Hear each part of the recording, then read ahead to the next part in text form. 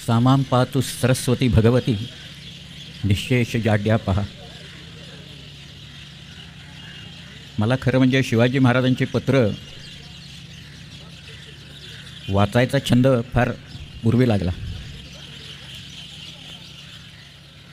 भारत इतिहास संशोधक मंडळात शिवाजी राजांच्या पत्रांचा एक मोठा साठा आहे आणि तिथं आदिलशाही फरमानांचाही साठा आहे मोठा. ही जी फरमानं आहेत किंवा पत्रव्यवहार आहे, या सगळ्या पत्रव्यवहाराची एक खासियत असते. म्हणजे आपल्याकडं बहमनी जे होते ते बहमनींच्या पासून निजामशाही फरमानं, कुतुबशाही फरमानं, आदिलशाही फरमानं, या फरमानांचे मायने जे असतात ते मायने हे लक्षात घ्यावे लागतात. सारखे असतात बऱ्याच वेळा. मुघली फरमानं तर फार मोठी असतात, आकारानंही मोठे असतात. एकूण मुघलांच्या साम्राज्यासारखंच आहे त्यांचं सगळं. आणि ही सगळी फारसीत नाहीत किंवा द्वैभाषिक आहेत. म्हणजे सोलापुरात जर का दिलं असेल तर ते फरमान फारसीतनं असतं, काही वेळा कानडीतनं असतं ते किंवा मोडीतनं लिहिलेलं असतं. शिवाजी महाराजांची जी काही पत्रं मिळाली त्याची एकूण संख्या जर का आत्ता काढली, खरं म्हणजे शिवाजी राजांची कारकीर्द पहिल्या पत्रापासून ते 80 सालपर्यंत 35-36 वर्षाची कारकीर्द, याच्यात हजारो पत्र मिळायला पाहिजे होती खरं. परंतु अस्सल आणि नक्कल अशी मिळून स्वतः शिवाजी राजांची फार तर फार 250 पत्रं मिळाली असतात.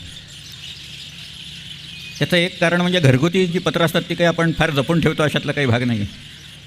पण जी वतनी पत्रं असतात, कुठं जमीन लावून दिली आहे, कुठं सरकारातनं उत्पन्न लावून दिले आहे, अशी पत्रं लोक धरून बसलेले असतात. ते काही ती पत्रं सोडत नाहीत, कारण ते वंशपरंपरागत चाललेलं असतं, उत्पन्न सरकारमधनं मिळत असतं.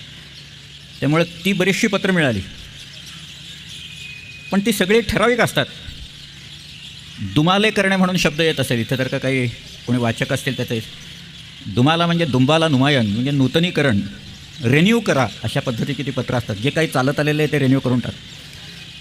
पण त्याही अशा धामधुमीच्या सगळ्या काळात शिवाजी महाराजांची स्वतःची एक 50 तरी पत्रं मिळाली असतील की ज्याच्यातनं शिवाजी राजांचा स्वभाव, त्यांची भाषा, त्यांची कृती ही सगळी व्यक्त होती आहे.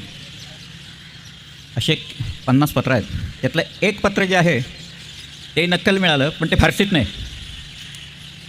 शिवाजी राजांचे जे लेखनिक होते त्याच्यात एक अगदी सुरुवातीला एक काझी हैदर पारसनीस म्हणजे फारस नवीस, नविष्तन म्हणजे लिहिणे, म्हणजे फारसी लिहिणारा जो असेल त्याला फारस नवीस म्हणायचं. जो चिठ्ठ्या लिहितो त्याला